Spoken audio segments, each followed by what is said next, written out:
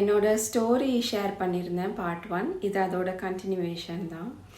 So என்னோட pregnancy என்னோட டாட்டரை conceive பண்ணியிருக்கும் போது எனக்கு நிறைய ஃபியர் இருந்தது. ஏன்னா என்னோட பாஸ்ட் அந்த மாதிரி நிறைய மிஸ்கேரேஜஸ்லாம் இருந்ததுனால நிறைய ஃபிசிக்கல் ட்ராமா, அப்புறம் மைண்ட்லேயும் வந்து எமோஷ்னல் ட்ராமாவும் இருந்தது.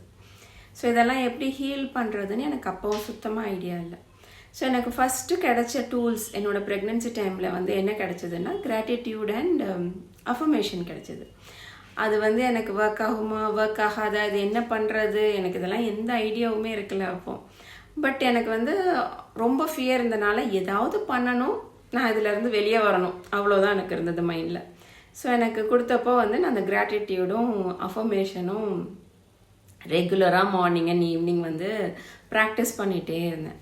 ஸோ நான் எழுதின ஒரு அஃபர்மேஷன் வந்து எப்படின்னா, I have delivered a normal healthy child who is I have delivered a normal, healthy, intelligent, strong, sweet, charming baby. இதுதான் வந்து நான் எழுதியிருந்தேன். அந்த அட்ஜெக்டிவ்ஸ் எல்லாம் எப்படின்னா அப்படியே வந்து என்னோட பொண்ணுக்கு வந்து செட் ஆச்சுது. நான் அதை டெய்லி டெடிக்கேட்டடாக எழுதினேன். அது ஒர்க் ஆகுமா ஒர்க் ஆகாதாங்கிற அந்த ஒரு டவுட்டோடே தான் எழுதினேன். இப்போ என்னோட பொண்ணை யாரெல்லாம் பார்க்குறாங்களோ அவங்க எல்லாரும் சொல்கிறது வந்து இந்த அட்ஜெக்டிவ்ஸை பற்றி தான் வந்து சொல்லுவாங்க.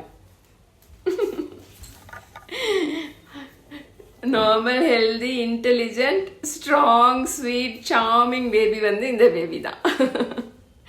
இவளுக்காக தான் நான் கான்ஷியஸ் பேரண்டிங்குள்ளே வந்தேன். இப்போவும் படிச்சுட்ருக்கேன். இப்போவும் என்னோட எமோஷன்ஸ் வந்து ரெகுலேட் பண்ணிக்கிட்டு இருக்கேன். நான் இன்னும் நிறைய சொல்கிறேன். தேங்க்யூ.